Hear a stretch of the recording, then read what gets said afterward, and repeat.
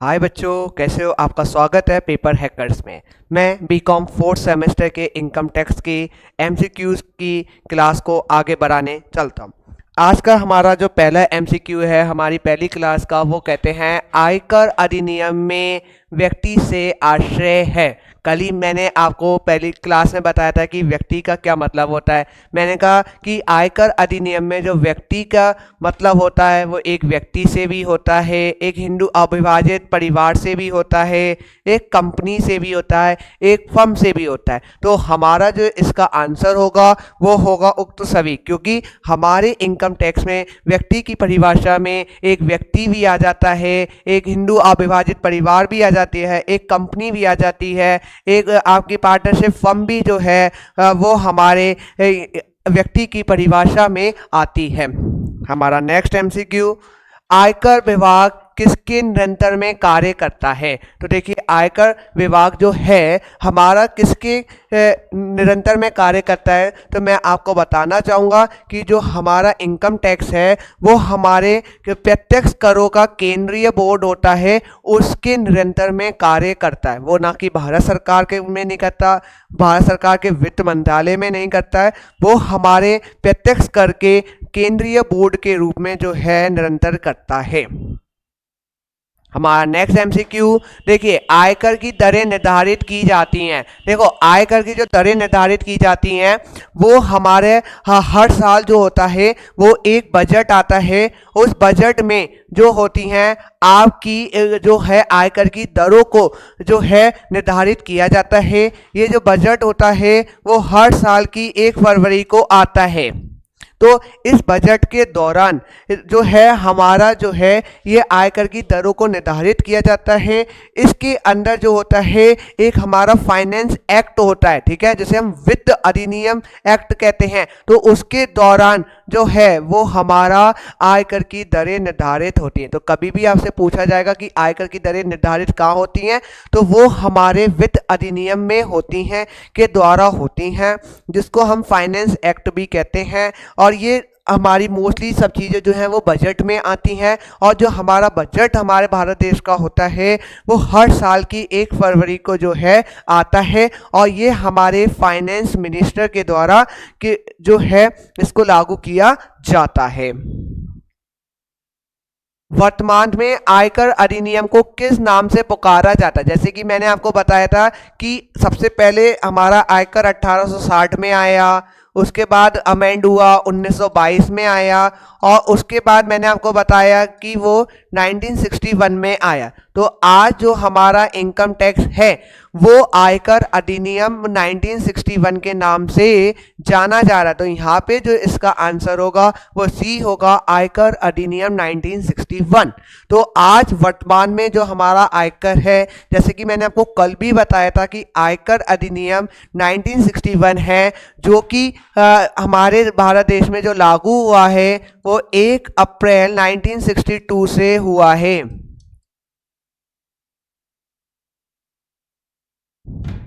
ठीक है, इतनी बात मेरे को लगता है आपको बहुत अच्छे से समझ में आ गई होगी।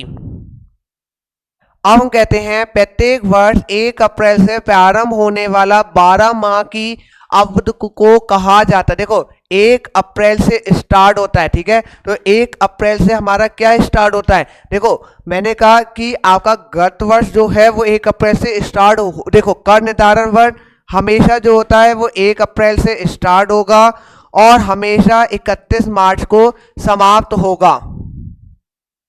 ठीक है, हमारा गत वर्ष मोस्टली 1 अप्रैल को स्टार्ट हो सकता है, लेकिन अगर किसी का नया बिजनेस है या किसी ने बीच में इनकम स्टार्ट करी है तो उसका साल वो भी हो सकता है। तो यहाँ पे मे बी हो भी सकता है वो 1 अप्रैल से स्टार्ट, और 1 अप्रैल से स्टार्ट नहीं भी हो सकता गत वर्ष। लेकिन कर निर्धारण वर्ष हमेशा 1 अप्रैल को स्टार्ट होता है और 31 मार्च को ही समाप्त होता है।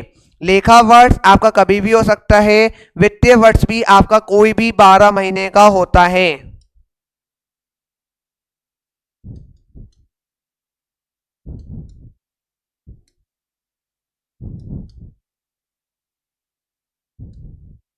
ठीक है। तो इसलिए जो इसका आंसर होगा वो कर निर्धारण वर्ष होगा, क्योंकि 1 अप्रैल से 12 माह के लिए जो है वो कर निर्धारण वर्ष ही होता है।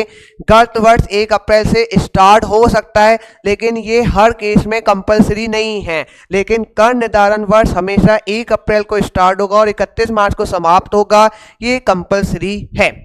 नेक्स्ट, आयकर की गणना की जाती है। देखो, आयकर की जो गणना की जाती है, मैंने आपको कल 5 चीजें बताई थी कि 5 हेड होते हैं सैलरी में, आपके इनकम टैक्स में। पहला सैलरी, दूसरा हाउस प्रॉपर्टी, तीसरा आपका पीजीबीपी, चौथा कैपिटल गेन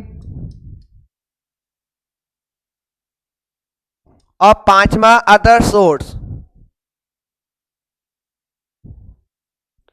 मैंने कहा कि आपकी आयकर में 5 भागों में आपका बांटा गया है, सैलरी में, हाउस प्रॉपर्टी में, पीजीबीपी में, कैपिटल गेन में, अदर सोर्स में। मैंने कल आपको इस प्रीवियस वीडियो में इन सब के बारे में बताया था। अगर आपने वो वीडियो नहीं देखी है तो कृपया करके पहले आप उस वीडियो को देखिए और अपने कॉन्सेप्ट को और बूस्ट कीजिए। तो हमारे जो आयकर है स्थायी संपत्ति पे लगेगा, मैंने आपको कल बताया था, व्यापारिक लाभ पे भी लगेगा, पूंजी पे भी लगेगा, आय पर भी लगेगा। तो अब हमसे पूछा जा रहा है, तो हमारा जो इनकम टैक्स होता है वो हमेशा आपका जो होता है वो आय पे लगता है। ठीक है, किस पे लगता है? आय पर लगता है। अगर आपको देखो सैलरी से कमाई होगी वो आपकी आय इनकम हो गई। ठीक है, हाउस प्रॉपर्टी से जो किराया मिला वो भी आपकी इनकम हो गई। पीजीबीपी से, बिजनेस से आपको लाभ हुआ, वो भी आपकी इनकम हो गई। कैपिटल गेन, किसी भी एसेट को बेच के आपने कुछ कमाया तो वो भी आपकी इनकम है। अदर सोर्स से मैंने कहा कि आपने कोई इंटरेस्ट कमाया तो वो भी आपकी आय है। तो आय कर, देखो आय कर से भी समझ में आता है कि आय पे लगने वाला कर, तो इसलिए हमारा जो आयकर होता है वो आय पर लगता है। ठीक है, यहां तक कोई डाउट आपको? नेक्स्ट, विभिन्न शीर्षकों को आय का योग कहलाता है। तो मैं आपको बता दूं, कल हम लोगों ने आज आपको बताया कि 5 शीर्षक होते हैं। कौन कौन से? या इन्हें हम हेड भी बोलते हैं, जो कि होते हैं, मैंने अभी आपको पहले प्रीवियस वाले एमसीक्यू में बताया, salary, house property, PGBP, capital gain और अदर सोर्सेस। इन सबको अगर हम जब मिलाते हैं तो हमारी जो इनकम आती है वो ग्रॉस टोटल इनकम होती है। ठीक है, और इसमें से अगर हम डिडक्शंस माइनस कर देते हैं, जो कि मैं आने वाली आपको वीडियो में बताऊंगा, तो इससे नेट टोटल इनकम आ जाएगी। ठीक है, ये मैंने आपको हिंदी इंग्लिश में बता दिया, मैं आपको हिंदी में भी बता देता हूं कि इन 5 हेड्स, ठीक है, आपका वेतन, आपके पूंजी से, आपके बिजनेस से जो भी प्रॉफिट हो रहा है, सारे प्रॉफिट को अगर आप जोड़ लेते हो तो आपकी शकल आय निकल कर आ जाती है। इस शकल आय में से आपको डिफरेंट टाइप के डिडक्शंस मिलती हैं, उनको जब आप माइनस करोगे तो टोटल इनकम आ जाएगी, जिसको हिंदी में कुल आय का कहते हैं। तो इन्होंने कहा कि आप जब विभिन्न शीर्षकों की आय का योग करते हो, जैसे ये विभिन्न शीर्षक है 5 आपके, इनको जब आप जोड़ लेते हो तो हमेशा वो आपके लिए ग्रॉस टोटल इनकम, या इसे हिंदी में कहेंगे तो सकल आय आपकी निकल कर आती है। सकल कुल आय आपकी निकल कर आती है, तो इसका आंसर होगा सकल कुल आय। जब आप इसमें सकल कुल आय में से कटौती को माइनस कर दोगे, जो आपकी डिडक्शंस हैं, तो इससे आपकी कुल आय निकल कर आ जाएगी। और कुल आय को ही, जो ये कुल आय है, यही आय आपकी कर योग आय कहलाती है। यही आय आपकी कर योग आय कहलाती है। ठीक है, इतना आपको समझ में आया होगा। नेक्स्ट, गत वर्ष सदैव समाप्त होता है। मैंने आपको कहा था जो गत वर्ष होता है वो हमेशा 31 मार्च को समाप्त होता है, भले वो 1 अप्रैल को स्टार्ट हो या ना हो, लेकिन गत वर्ष जो हमेशा समाप्त होगा वो हमेशा 31 मार्च को समाप्त होगा। ठीक है, तो इसका हमारा आंसर होगा बी, 31 मार्च। नेक्स्ट, आय की परिभाषा। देखो, आय की जो परिभाषा होती है वो हमेशा सम्मिलित की हुई होती है कि इसमें ये आएगा, उसमें वो आएगा। ठीक है, नेक्स्ट, वरिष्ठ नागरिक वो है, कल ही मैंने आपको बताया था कि वरिष्ठ नागरिक किसे कहते हैं। वरिष्ठ नागरिक वो होता है जिसकी आयु 60 वर्ष या उससे अधिक होती है। ठीक है, मैंने आपको क्या बताया था, वरिष्ठ नागरिक कौन होता है, जिसकी जो आयु होती है वो 60 वर्ष या उससे अधिक होती है। तो देखो, जिसकी आयु 60 वर्ष है, हाँ बिल्कुल वरिष्ठ नागरिक है। जिसकी आयु 60 वर्ष से अधिक है वो भी वरिष्ठ नागरिक है, हाँ वो भी है। तो यहाँ पे आंसर हमारा क्या होगा, सी, उक्त ए और बी दोनों, क्योंकि 60 वर्ष वाला व्यक्ति भी वरिष्ठ नागरिक कहलाता है और 60 वर्ष से अधिक वाला भी व्यक्ति जो होता है वो वरिष्ठ नागरिक कहलाता है। नेक्स्ट, अति वरिष्ठ नागरिक कौन होता है, तो मैंने आपको बताया था अति वरिष्ठ नागरिक कौन होता है, जो 80 साल या उससे ज्यादा का है। तो इस केस में आपको क्या होगा, जिसकी आयु 80 वर्ष या उससे अधिक है, हाँ यही वाला हो जाएगा। ठीक है, 85 वाला नहीं, क्योंकि जो हमारा अति वरिष्ठ नागरिक होता है उसके लिए आयु कितनी है, 80 वर्ष आयु है। नेक्स्ट, कर निर्धारण वर्ष 22-23 के लिए एक निवासी व्यक्ति के लिए कर मुक्त सीमा क्या है। मैंने आपको बताया था कि 22-23 में जो कर मुक्त सीमा है, जो भी व्यक्ति 60 साल से कम का है उसके लिए जो कर मुक्त सीमा है वो 2.5 लाख रुपए है। ठीक है, और जो व्यक्ति 60 साल या उससे ज्यादा का है, 60 साल या उससे ज्यादा का है, तो इस प्रकार के व्यक्ति के लिए जो सीमा है कर मुक्त वो 3 लाख रुपए है। और जो व्यक्ति 80 साल या उससे ज्यादा का है, तो इस प्रकार के जो व्यक्ति के लिए कर मुक्त सीमा है वो 5 लाख रुपए है। तो यहाँ पे हमसे क्या पूछा, कर निर्धारण वर्ष 22-23 के लिए एक निवासी व्यक्ति के लिए कर मुक्त सीमा क्या है। जब यहाँ पे आपको कोई एज ना दी जाए तो आप ये समझ के चलिए कि वो आपसे हमेशा 60 साल से कम के बारे में पूछ रहे हैं। तो इसके लिए हमारा आंसर होगा 2.5 लाख रुपए। ठीक है, अगर यहाँ लिखा होता है 60 साल के व्यक्ति के लिए कर मुक्त सीमा क्या है तो 3 लाख बोलते। 80 साल के व्यक्ति के लिए कर मुक्त सीमा क्या है तो हम बोलते 5 लाख रुपए। तो यहाँ हमारा आंसर होगा 2.5 लाख रुपए। यहाँ तक मुझे लगता है आपको सब समझ में आ रहा होगा। कोई भी डाउट हो तो आप अपने कमेंट्स में डाल के मुझसे पूछ सकते हैं। नेक्स्ट हमारा एमसीक्यू आता है, एक महिला करदाता की गत वर्ष में कितनी आय कर निर्धारण वर्ष 2023 में कर मुक्त है। मैंने कहा आयु देखिए आपकी कितनी है 58, तो ये जो है 60 से कम है। मैंने कहा चाहे वो महिला हो चाहे पुरुष हो उससे हमें मतलब नहीं है, हमें यहाँ पे देखनी है उसकी आयु कितनी है। तो अगर इसकी आयु 58 वर्ष है जो कि 60 ईयर से कम है, तो इस केस में जो उसकी इनकम होगी वो 2.5 लाख रुपए तक कर मुक्त होगी। तो इसका आंसर बी 2.5 लाख रुपए होगा। नेक्स्ट, विभिन्न शीर्षकों की आय का योग कहलाता है। मैंने अभी आपको बताया था कि अगर विभिन्न शीर्षकों की जो आय होती है उन्हें हम सकल कुल आय का नाम देते हैं, जिसमें से हम डिडक्शंस को माइनस करते हैं तो वो कुल आय निकल कर आती है, जो कि अभी एक पिछले एमसीक्यू में मैंने आपको पूरा इसके बारे में बता दिया है। नेक्स्ट देखिए, वित्तीय वर्ष 21-22 के लिए कर निर्धारण वर्ष कौन सा होगा, इस बारे में समझ लीजिए। अगर आपका वित्तीय वर्ष 21-22 है, ठीक है, तो हमेशा कर निर्धारण वर्ष उसका अगला वर्ष कहलाता है।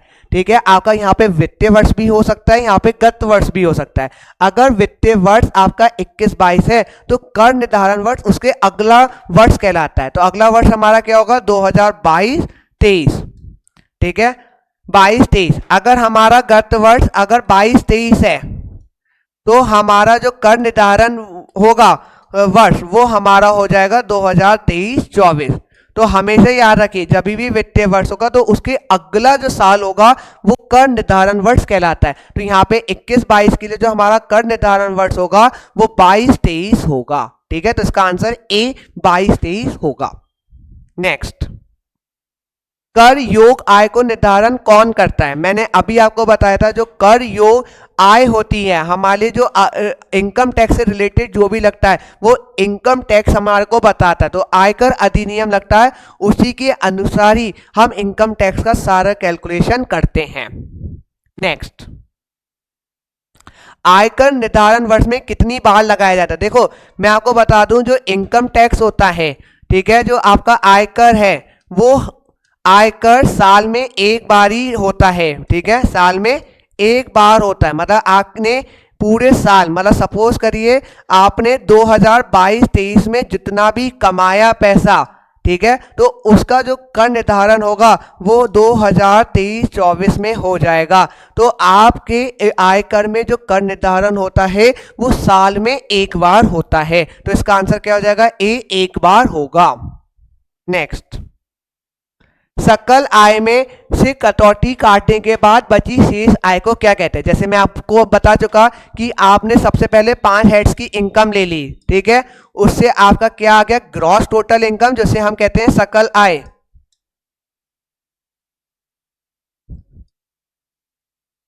ठीक है, सकल आय आप बोलते हैं, सकल कुल आय होता है, ठीक है, जिसमें से हम माइनस कर देते हैं कटौती, जिसे हम डिडक्शंस बोलते हैं। इसको माइनस करने के बाद हमारे पास क्या आ जाता है? नेट टोटल इनकम, जिसको हम हिंदी में कहते हैं कुल आय। ठीक है, तो हमारा क्वेश्चन हमसे क्या कह रहा है कि सकल आय में से कटौती को काटने के बाद क्या बचता है? तो हमारे पास क्या आता है? कुल आय आता है। देखिए, सकल कुल आय है, सकल कुल आय में से आपने कटौती माइनस करी तो क्या आ जाता है? कुल आय आ जाता है। ठीक है, नेक्स्ट, आयकर वसूल किया जाता है। देखो, आयकर जो होता है वो हमारी केंद्र सरकार के द्वारा वसूल किया जाता है। आयकर जो होता है वो केंद्र सरकार के द्वारा किया जाता है, लेकिन जो जीएसटी होता है, वो जीएसटी जो हमारा रहता है, वो जीएसटी आपका राज्य सरकार के द्वारा भी लिया जाता है और केंद्र सरकार के द्वारा भी लिया जाता है। लेकिन जो हमारा आयकर, जो हमारा इनकम टैक्स होता है, ये इनकम टैक्स हमेशा केंद्र सरकार के द्वारा ही वसूल किया जाता है। नेक्स्ट, एक फर्म और कंपनी पे किस दर से आयकर लगता है? मैं आपको बता दूं, जो अभी हमने रेट पढ़े थे वो एक व्यक्ति और एचयूएफ के लिए पढ़े थे, लेकिन अगर कोई भी फर्म है या कोई भी कंपनी है, वो हमेशा 30% का इनकम टैक्स देती है, भले उसकी जो इनकम है वो भले ही क्यों ना 1 रुपये हो। अगर उसकी इनकम 1 रुपये भी है तो उसको 30% का जो है वो टैक्स देना पड़ता है। तो एक फर्म और कंपनी आयकर कितने परसेंट से देती है? 30% से आयकर देती है। नेक्स्ट, स्वास्थ्य एवं शिक्षा उपकरण की दर क्या होती है? मैं आपको बता दूं, जो हम पहले टैक्स निकालते हैं, ठीक है, उस टैक्स पे जो है एक हमारे यहाँ पे सेस लगता है, जिसे हम कर उपकर भी बोलते हैं, हिंदी में उपकर बोलते हैं। ये उपकर हमारा जो होता है वो 4% का होता है। ठीक है, ये उपकर जो होता है वो हमारा 4% का होता है। तो इसके लिए इसका आंसर होगा डी, 4%। ये हमेशा टैक्स के ऊपर निकाला जाता है। जब आप अपना टैक्स, इनकम पे टैक्स कैलकुलेट कर लोगे, जितना टैक्स आएगा उस टैक्स पर 4% जो होता है वो एजुकेशन सेस दिया जाता है। नेक्स्ट, स्वास्थ्य एवं शिक्षा उपकरण किन दाताओं पे लगाया जाता है? देखो, जो मैंने कहा स्वास्थ्य एवं शिक्षा उपकरण जो होता है वो हर प्रकार के व्यक्ति पे लगाया जाता है। ठीक है, वो एक व्यक्ति पे भी लगाया जाएगा, वो हिंदू अविभाजित परिवार पे भी लगाया जाएगा, वो फर्म पे भी लगाया जाएगा, वो कंपनी पे भी लगाया जाएगा। तो इसका आंसर होगा उक्त सभी पे लगेगा। ठीक है, स्वास्थ्य शिक्षा उपकरण जो होगा वो हर प्रकार के व्यक्ति पे लगेगा। पहले वो टैक्स को कैलकुलेट करेगा, जितना टैक्स आएगा उस पर 4% का जो है ये सेस लगाया जाता है। ठीक है, और हर प्रकार का व्यक्ति इस जो है वो सेस लगाएगा। नेक्स्ट, धारा 87 में छूट किन करदाताओं को मिलती है? तो मैं आपको बता दूं, 87A एक छूट होती है कि अगर आपकी इनकम 5 लाख रुपए तक की है, अगर आपकी सालाना इनकम जो है वो 5 लाख रुपए तक की है, तो आपको किसी भी प्रकार का कोई भी टैक्स नहीं देना। मैंने आपको बताया था कि अगर आप 2.5 लाख रुपए तक कोई भी टैक्स आपकी इनकम है तो आपको किसी प्रकार का टैक्स नहीं देना। आपकी जो नेक्स्ट 2.5 लाख की इनकम है, मतलब आपकी नेक्स्ट 2.5 लाख है, जो 2.5 लाख रुपए से 5 लाख तक के बीच की इनकम है, तो इस प्रकार के टैक्स पे आपको 5% का टैक्स देना होता है, जो टैक्स बनकर आता है 12,500 रुपए। तो हमारे इनकम टैक्स में एक सेक्शन है 87A, वो कहता है जिस व्यक्ति की भी आय 5 लाख रुपए तक की है उस प्रकार के व्यक्ति को कोई भी टैक्स नहीं देना। अगर आप टैक्स कैलकुलेट करोगे 12,500, तो आपको धारा 87A के अंदर इस 12,500 रुपए की छूट मिल जाएगी और जो आपका टैक्स है वो नील बन जाएगा। इसी प्रकार से हम कहते हैं कि जो आप एक व्यक्ति अब 5 लाख रुपए सालाना कमाता है उसे किसी भी प्रकार का कोई भी टैक्स नहीं देना होता है। तो ये जो टैक्स की जो रिबेट मिलती है वो एक निवासी व्यक्ति को जो है इसकी डिडक्शन मिलती है। अनिवासी व्यक्ति को इसकी डिडक्शन नहीं मिलेगी, निवासी व्यक्ति को इसकी डिडक्शन मिलेगी और उसको ही मिलेगी जिसकी इनकम 5 लाख रुपए तक है। अगर आपकी इनकम 5 लाख 1 रुपए है तो आप इस धारा इस सेक्शन 87A का यूज नहीं कर सकते, इसका बेनिफिट आपको नहीं मिलेगा। नेक्स्ट 87A की छूट कितनी कर योग आय पे दिया जाता है। जैसे अभी मैंने आपको पिछले एमसीक्यू में बताया, देखिए ये क्वेश्चन आ गया कितनी कर योग आय पे दिया जाता है, तो मैंने कहा ये आपकी जो कर योग आय है वो 5 लाख रुपए तक की कर योग आय है तो आपको मिलेगा। अगर आपकी 5 लाख 1 रुपए भी आय हो गई तो ये आपको नहीं मिलेगा, ठीक है। 5 लाख तक मिलेगा, 5 लाख 1 रुपया हो गया तो आपको इसका कोई भी बेनिफिट नहीं मिलेगा। तो हमारा आंसर क्या हो जाएगा, ए 5 लाख रुपए। नेक्स्ट धारा 87A की कटौती राशि कितनी है। अभी मैंने आपको बताया कि 2.5 लाख तक आपको कोई टैक्स नहीं देना होता है, ठीक है। और 2.5 लाख नेक्स्ट 2.5 लाख पर आपको जो टैक्स देना होता है वो कितना देना होता है, 5%। 5% कितना निकल कर आता है, 12,500। तो 87A में जो आपको डिडक्शन मिलती है वो 12,500 रुपए तक की आप जो है कटौती राशि ले सकते हो। नेक्स्ट आय में शामिल किया जाता है, बताओ क्या शामिल किया जाता है। देखो आय में आपको कोई लाभ हो रहा है वो भी आ जाएगा, कोई आपको डिविडेंड मिल रहा है, लाभांश मिल रहा है वो भी आ जाएगा, कोई पूंजी का लाभ हो रहा है तो वो भी आ जाएगा। देखो लाभ जैसे आपको कोई बिजनेस आप कर रहे हो उससे आपको कोई प्रॉफिट हो गया वो आ गया, आपको कोई किसी आपने कंपनी में शेयर्स लगा रखे हैं उस कंपनी ने आपको जो है डिविडेंड दिया तो वो भी आपके इनकम का पार्ट है। अगर आपने कोई घर बेचा, उस घर बेचने से आपको कोई इनकम होती है तो वो घर आपका पूंजी लाभ कहलाता है। तो हर प्रकार की जो इनकम है वो आपके इनकम टैक्स के दायरे में आती है। तो इसका जो आंसर होगा डी उक्त सभी, क्योंकि हमारा लाभ भी हमारे आय में शामिल होता है, लाभांश भी हमारे आय में शामिल होता है और पूंजी लाभ भी जो है वो हमारे आय में शामिल होता है। नेक्स्ट कुल आय का पूर्णांकित किया जाता है, ठीक है, कुल आय को, ठीक है। तो ये हमारा कितना है, देखो अगर जो आय को है जो आपका राउंड ऑफ किया जाता है, ठीक है, वो आपका 10 तक राउंड ऑफ किया जाता है, ठीक है। सपोज करिए आपकी इनकम आ रही है 49895, ठीक है, आपकी जो इनकम आ रही है 49,895 आ रही है। तो इस प्रकार की जो इनकम को हम लिखेंगे 49, ठीक है, 49,900 हम इसको कर देंगे। क्यों, क्योंकि हमने इसको 10 से बदल दिया। एक और मैं एग्जांपल देता हूं, अगर आपकी इनकम 56 है तो इस इनकम को हम क्या कर देंगे, 60 कर देंगे। ये 10 के राउंड ऑफ में चली जाती है। अगर आपकी इनकम 54 है तो इस प्रकार की इनकम को हम 50 कर देंगे। तो जो राउंड ऑफ होता है इन 10 में आपका राउंड ऑफ रहता है। तो हम 10 तक का क्या कर सकते हैं, राउंड ऑफ कर सकते हैं। यहां तक आपको समझ में आ गया। नेक्स्ट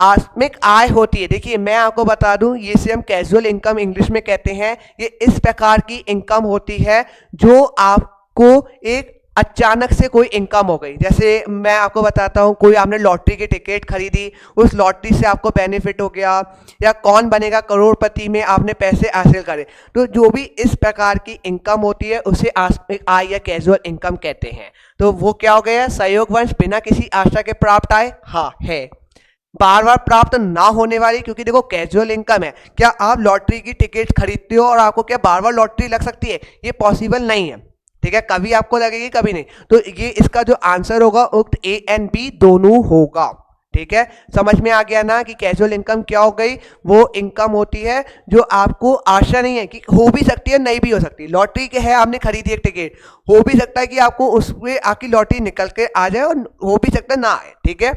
और ऐसा जो है वो बार बार नहीं होगा। इतनी बात आपको समझ में आ गई। नेक्स्ट, आस्किम आय में किए गए खर्चे क्या कटौती योग होते हैं? नहीं। आपको जो भी कैजुअल इनकम होती है उस पर डायरेक्ट 30% का डायरेक्ट आपको टैक्स देना होता है, उसमें किसी भी प्रकार की कोई भी डिडक्शंस आपको नहीं मिलेगी। तो यहां पे हमारा आंसर होगा नहीं। नेक्स्ट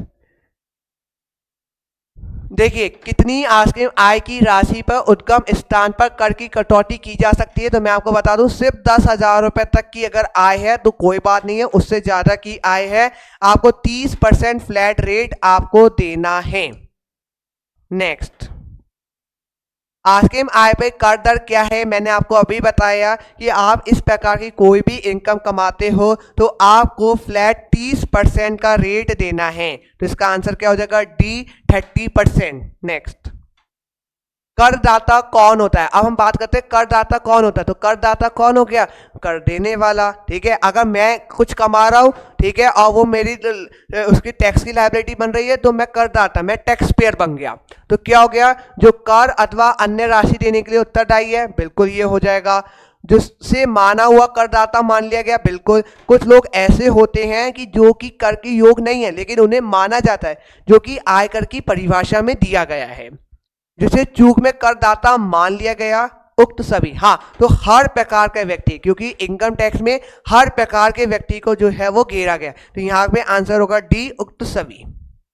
ठीक है, जो कर देने के योग है, जिसे कर योग करदाता मान लिया गया है, या जो गलती से करदाता है, तो हर प्रकार का व्यक्ति को हम करदाता बोलेंगे।